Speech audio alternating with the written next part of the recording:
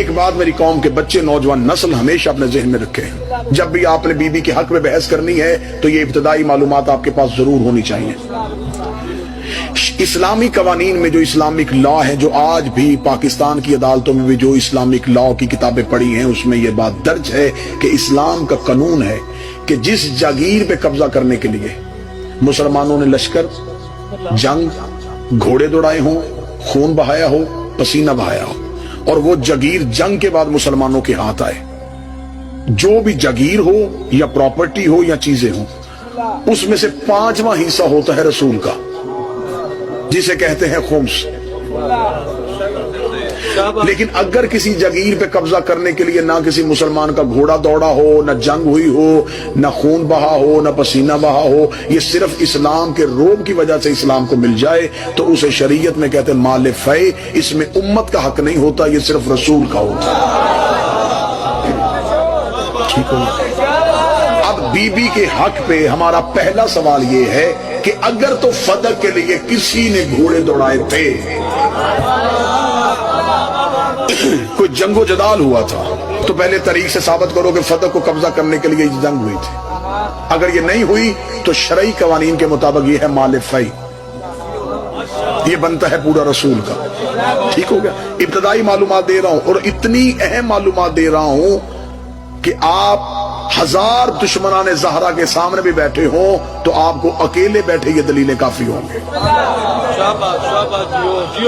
ہم چاہتے ہیں کہ حق زہرا کے حوالے سے ہر گھر میں مناظر پیدا ہو۔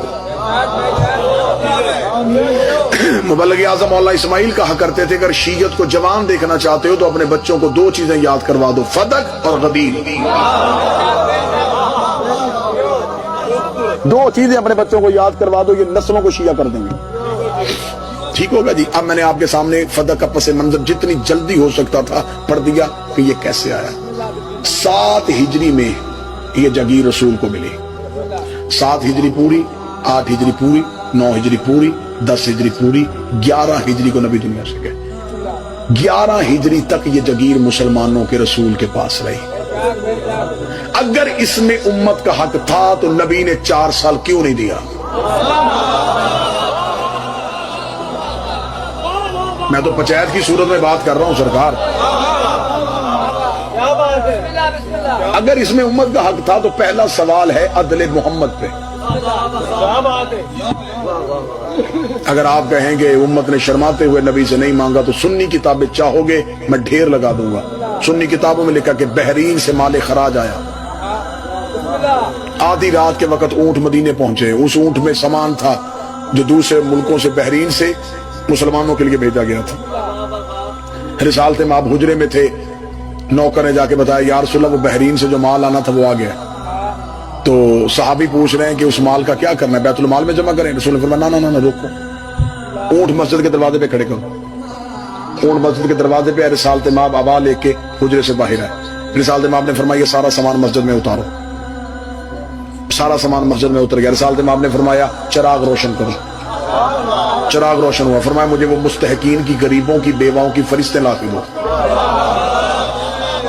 وہ فرشتے لا کے دی۔ رسول نے کہا یہ اس کے گھر دے کے آؤ، یہ بوری اس کے گھر چھوڑ کے آؤ، یہ مال اس بیوہ کو دے کے آؤ، یہ اس یتیم کو دے کے آؤ۔ صحابہ نے کہا یا رسول اللہ رات آدھی سے زیادہ ڈھل گئی ہے، اگر آپ کہیں تو یہ کام دن کی روشنی میں ہو جائے۔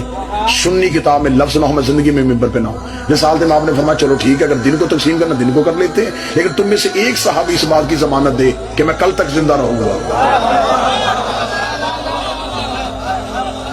تم میں سے کوئی ضمانت دے سکتا ہے؟ انہوں نے کہا یا رسول اللہ سانسوں کا اعتبار کوئی نہیں ہوتا۔